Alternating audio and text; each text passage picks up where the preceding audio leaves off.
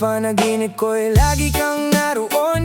Parang may mensaheng galing sa kahapon. Ikaw ay nasa ngayon, ako ay sa kinabukasan. Pero tibok na puso ay nagkakaugnayan. Tuwing 12:00 sa ilalim ng buwan, may naririnig akong pangalan. Di kita kilala, pero ikaw ang hinahanap. Parang tadhana may lihim na binubulatlat.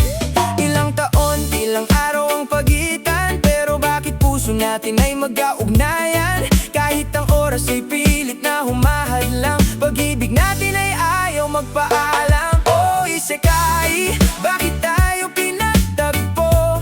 Kung ang mundo natin ay hindi pareho. Kahit anong layo ng oras at pagitan sa mundo, ikaw pa rin ang laman nitong damdamin ko. Oh, isekai, bakit tayo pinakilala? Kung may ibang wakas pala ang tadhana. Sa bawat yakap na muntik nang maging atin, may kwentong hindi rin natin kayang baguhin.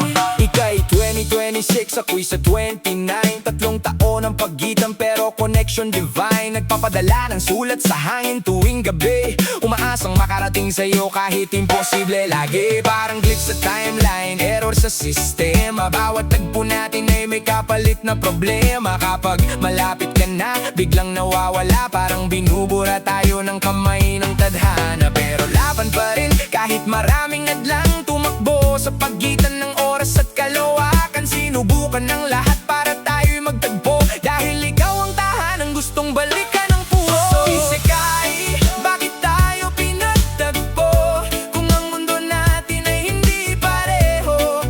Kahit anong layo ng oras at pagitan sa mundo, ikaw pa rin ang laman nitong damdamin ko.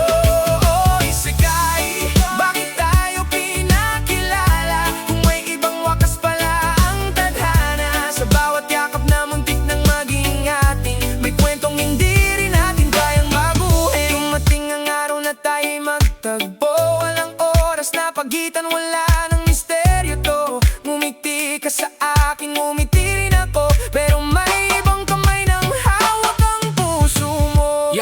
Doon ko na unawaan ang lihim ng tadhana. Hindi lahat ng pagmamahal ay para maging dalawa. Minsan ang tunay na pag-ibig ay pagpapalaya, kahit masakit tanggapin ang kapal